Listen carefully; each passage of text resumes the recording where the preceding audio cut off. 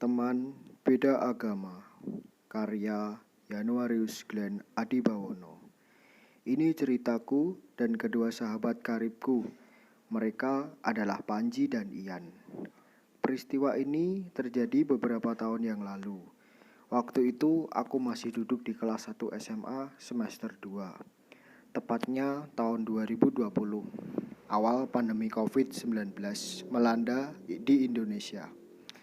Peristiwa itu sangat membosankan karena sekolah diliburkan selama 2 minggu untuk mengantisipasi penyebaran virus di lingkungan sekolah. Pandemi semakin merajalela. Pemerintah mengambil keputusan kegiatan belajar dilakukan dengan pembelajaran jarak jauh. Bulan suci Ramadan tahun 2020. Disinilah cerita kami bertiga dimulai.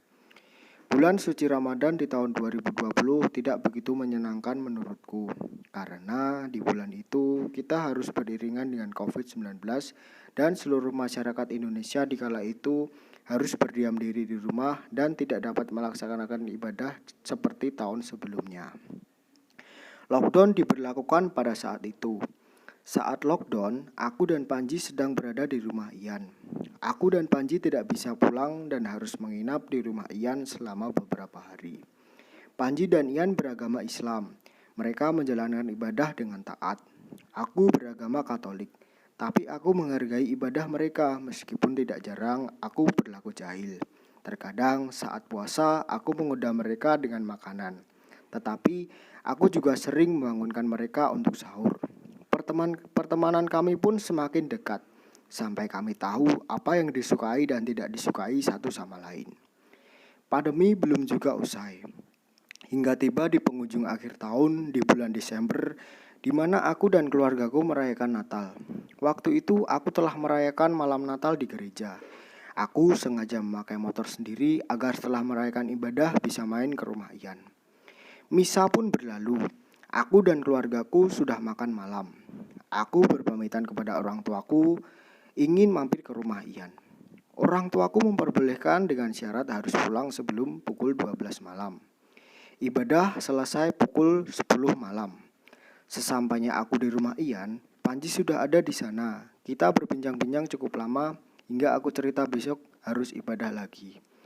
Lalu aku bertanya kepada mereka, "Sesuk mangkat misa ra yo?" Dan mereka pun menjawab, "Ora sah, ngopo misa bareng?" Sambil tertawa.